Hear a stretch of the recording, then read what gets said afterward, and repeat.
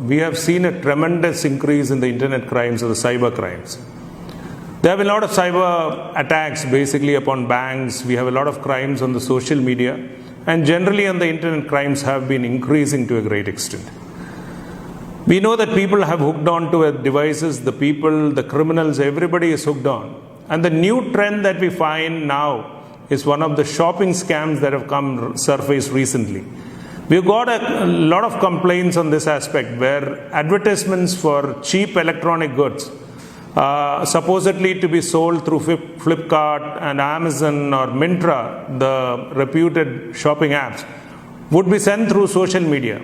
So you'll find that it's at a great discount, and people tend to really click on the link and try to purchase the item immediately because the stocks may run out. So you find that you are redirected to a phishing site which looks almost like the Flipkart site or the Amazon site, and people tend to believe that and immediately click and transfer the money, which actually goes to the fraudster.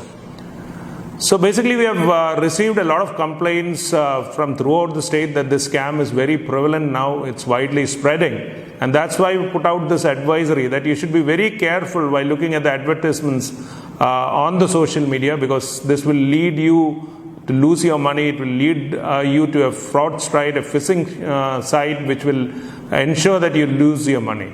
So basically what you need to do is, whenever you go into the shopping app, you should actually verify the address as to whether it's the right one, because the fraudsters, the phishing sites will be one or two alphabets may be different. If you say Flipkart, it will be like Flippy Cart or something of that sort, which is different from the original site.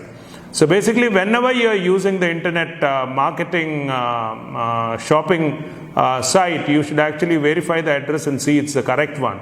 And it's better always to go and search in the Google or type the address and go into the site rather than clicking a link and going in.